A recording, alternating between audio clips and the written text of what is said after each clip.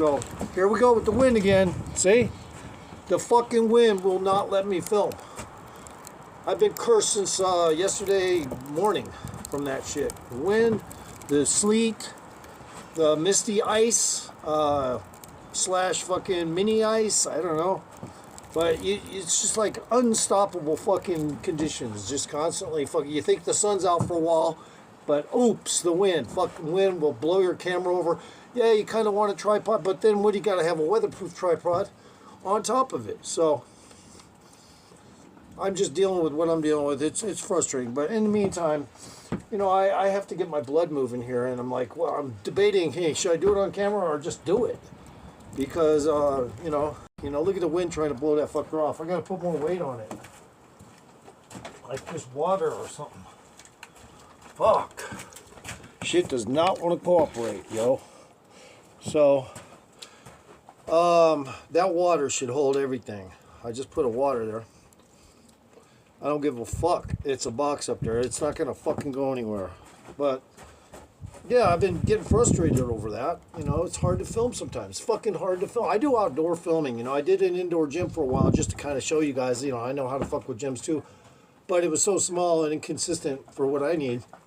Wasn't worth the money they're charging. So that's that with the gym. I've always done outdoor stuff anyway. I used to always go to a place where there's bars, you know, anything. Now, right now, I'm not doing any, you know, freestanding rings or anything like that. But the plan is to, at some point, add it to my repertoire. Because every time you're doing calisthenics, you always want to, you don't want to stick with bodybuilder movements all the time. No, you're always trying to figure out new ways to tear muscles, new ways to incorporate some features without having to be a body, quote, a bulking fucking bodybuilder that walks around like he's got a fucking, you know, chimichanga in his fucking ass. You know what I mean? Like that. You know, I don't want to be like that. So, yeah, I do have rather small legs comparatively. When I was younger, I had, you know, bodybuilder style legs because I did practice the art of bodybuilding along with some calisthenics. See, because I always did calisthenics first. So just remember that if I wanted to, I could sharpen up my legs real good. My calves look really good.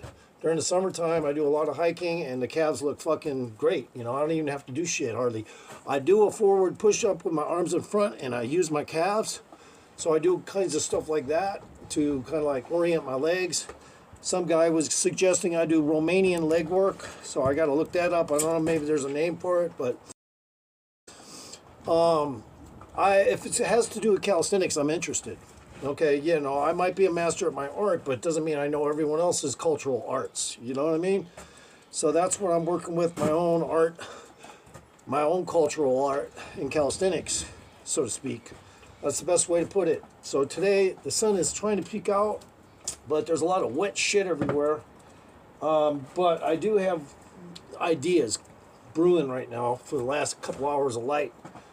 In the meantime, I just want to let people know, yeah, I'm not a bodybuilder. I'm not a fucking strongman or, you know, a guy that's going to do, you know, 400, 500, you know, pounds, fucking whatever, you know, upper body or lower body. You know, I'm not going to be that guy. What I do have is consistent movement, constant blood flow. Now, it doesn't mean I don't do a lot of sitting sometimes. Yes, I do. But when I'm done sitting, I fucking figure I'm already planning what I'm going to do for calisthenics. So how many people do you know like that? You know, as soon as you're up from off your ass for whatever it is you're editing or doing, now you're already trying to think of a new way to do a calisthenics video. That's me. So like I can hit biceps 5, 6, 7 days a week. Now lately I've been hanging off my biceps because I had to keep other things in play. So like I had to keep my shoulders working. I had to keep my tris working.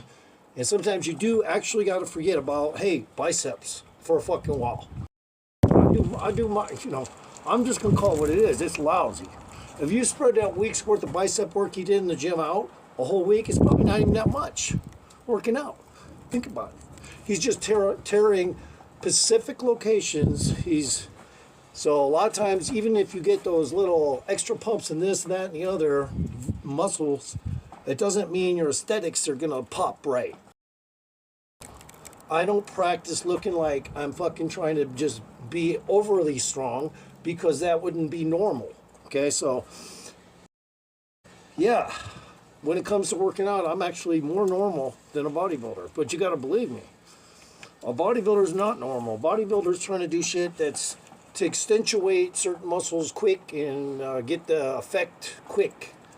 And to do that, they have to lay off the body part for an entire fucking week. You know, I mean, it's crazy. Yeah, they're going to hit it doing other exercises, but they have to lay off the specific bicep workouts for a fucking long time. I hate that shit. So, but even though I had to be modest and know, even I'm a calisthenics guy, I have to lay off biceps myself occasionally. And that's what I did. I laid off biceps for an entire week.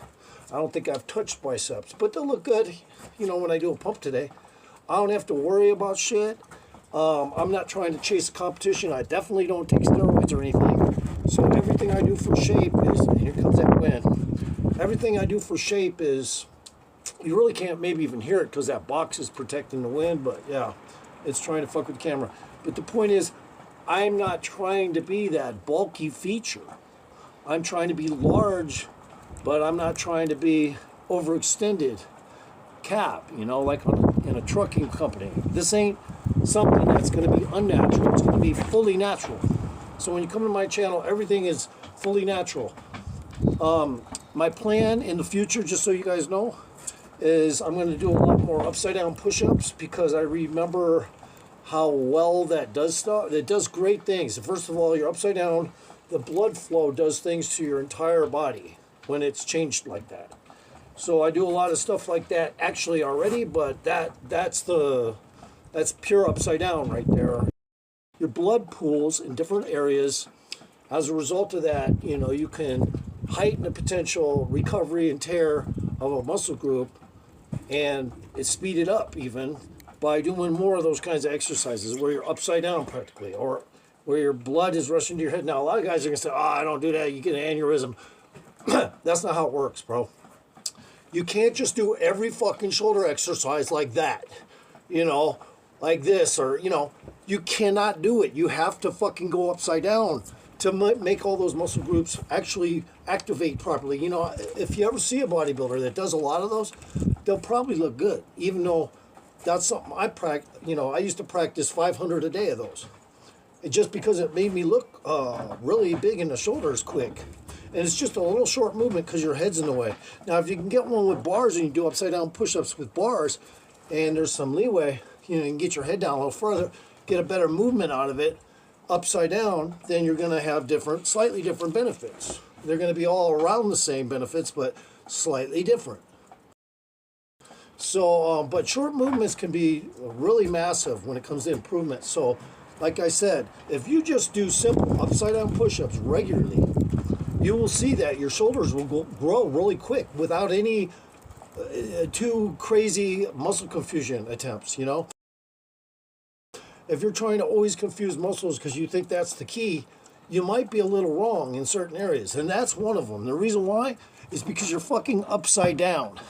Like I said, you're going to speed up a lot of muscle recovery. You're opening up vessels down there that are probably never open that much because the blood's pulling that way now. So as a result, you're going to increase any kinds of muscular growth effects. You're going to speed it up a little bit. So that's why when I used to do those and I wasn't doing much else, I looked good anyway, just from doing upside down push-ups. And the movement is only about that much. You know, it's fucking hardly any room when you go down, you know, unless you got really long arms or something. It's going to be a little different. Everybody's different, but these are just some keys to take note of. Facts that I fucking follow verbatim. Blood flow. So that's what I practice mostly is, if I sit for a long time, I know I'm going to be doing something. If I'm not standing, I'm going to be walking. There's no way I'm going to continue to sit for another hour or two. There's no fucking way. And if need be, I'll light a cigarette and just think about, okay, what am I going to do? And I'll plan like a workout. Like right now, I was thinking about going up to an abandoned Boy Scout camp. It just happens to be.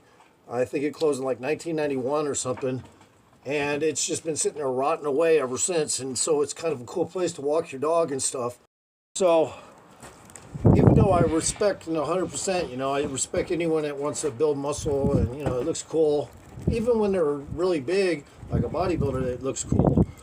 But what is likely not going to be the best formula for other things? Like if you had to run up a fucking steep goddamn hill, how are you going to fucking go about it with big old thunder thighs and shit? I mean, I guess there's a few people out there that can do it. I mean, I see guys that look like they're really tough, that are really big, and they look like they could win all kinds of prize fights, you know? It's not too often, though. Most of the time, bulky guys like that are really, really bulky, they don't fight well.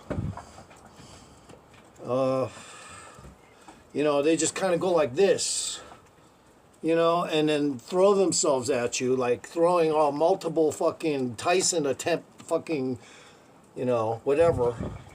And it just looks ridiculous. It's like they have no skills. Dudes that I have ever fought and ever come at me like that, it's so easy to dodge them and let them fall on the ground because they usually can't even keep up the speed of the attack, or they're trying to stop it and turn around so you don't bash them in the head. And as they do that, they fall. I mean, you know, I can give people fucking advice on a lot of things, fighting even, you know. Doesn't mean like I'm going to be a YouTube star next day because I fucking won some cool fight, you know. But I could give people good advice on fighting. So whenever I was at a karate tournament, I would always have, you know, one of my arms up like that at all times. And a lot of times I do this shit, you know. And it throws people off when you're doing shit like this and like that. It just, they're not used to it. They're used to just people throwing swings and shit. So I use blocks. And I remember after a couple tournaments where my arms, you know, they hurt for a whole week because you blocked several punches, many punches. And they would have hit you had you not blocked them. So I use more blocks than a typical fighter. And sometimes because of that, okay, I'm just going to go a little further with this. A lot of people underuse blocks, and for all the wrong reasons, because you know what? A block, you can get your arm so strong that when it hits somebody else's bone, it actually cracks their bone, but not yours. So because it's the angle you're coming at them and the way you hit their bone, you can crack somebody's arm, their elbow. You can make it so that it's dysfunctional in a fight by just simply blocking. Like, it's like a punch, you know? I mean, you can block so hard that it will dislocate the elbow. But you got to be good at aiming that shit when you're blocking, just like you do a punch. So in karate, I used to do that a lot, and would frustrate every fucking brown belt, black belt, whatever I was fighting. I don't even know if I ever fought a black belt. I think I fought some other former karate guy. He wasn't kung fu, I don't think, but he was some, I don't know what, but his belt was second to the highest, and he was only like fucking, God, 11 years old, and he's already almost the top fucking shit, okay? But I was too young. There's hardly any black belts or brown belts or anything like that when I was fighting. Most of the people were intermediate belts.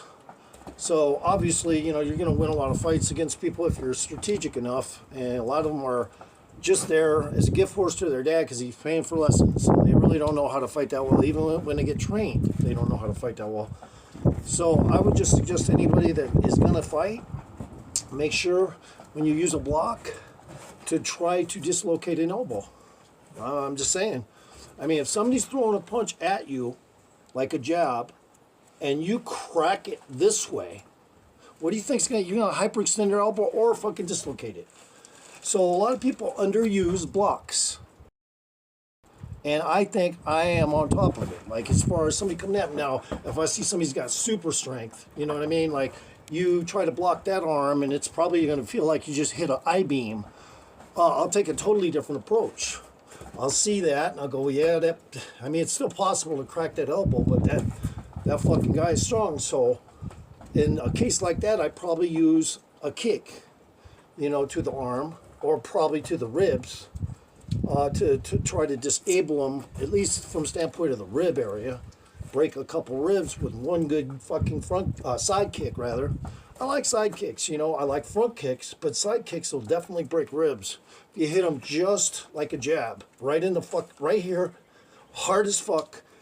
Now, I don't see a lot of it in UFC fighting or anything where they crack a lot of ribs, or maybe they just keep it under the gun. And a lot of guys are so used to getting their ribs cracked, they act like they don't have broken rib after you cracked it. So it all depends on who you're fighting. Some people are very pain resistant, and they can break some of the ribs and still keep a fight going and even win it in some cases, depending on how it's been fractured. So